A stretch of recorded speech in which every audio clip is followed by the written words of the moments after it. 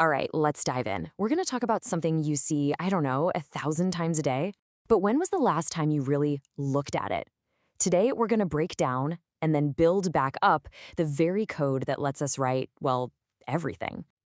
And here they are, A through Z. That's it. Just 26 little symbols. But don't let that fool you for a second. What you're looking at is, you could argue, the most powerful open source code ever made. It's basically the operating system for, well, for human thought itself.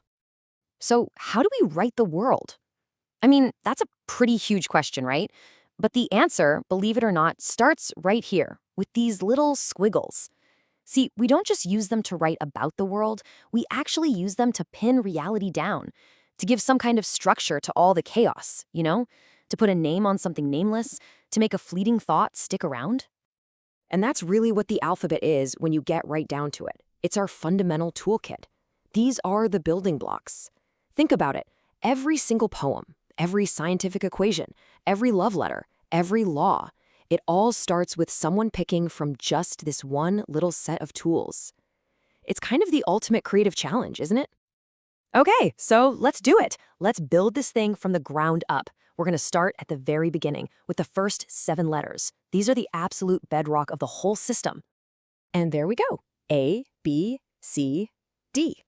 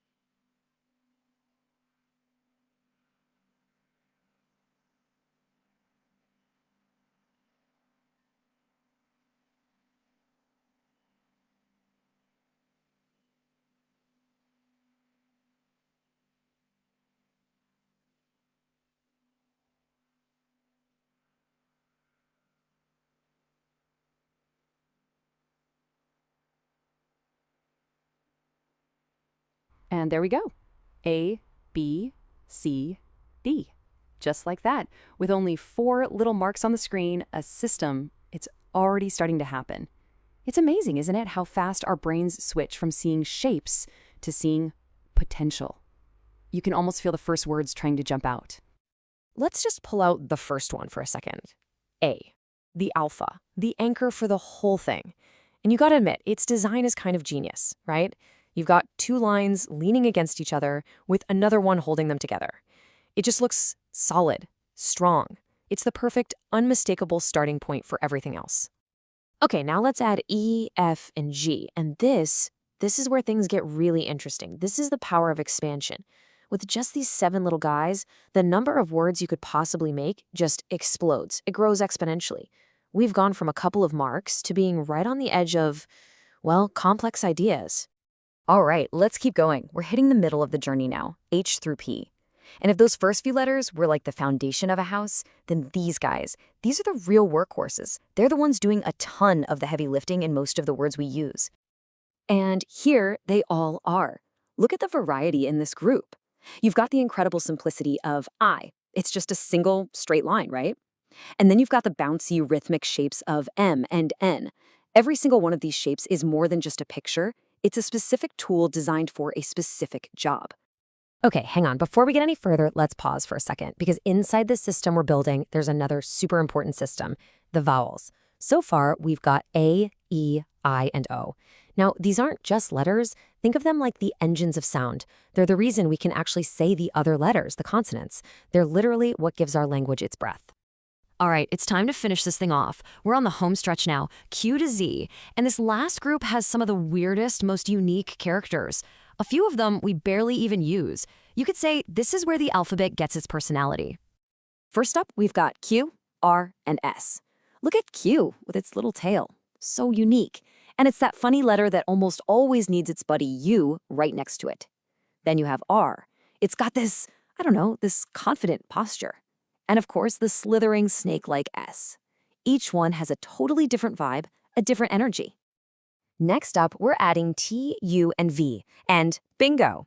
With the letter U, something really important just happened. Remember our engines of sound, the vowels? Well, the set is now complete. Our language's sound system is fully powered up and ready to go. And with these final 4, we're there. W, X, Y, and Z. The sharp, angular ones. The really unusual ones. The end of the line. That's it. The whole set is on the table. From that simple, stable A all the way to the finality of Z, the code is complete.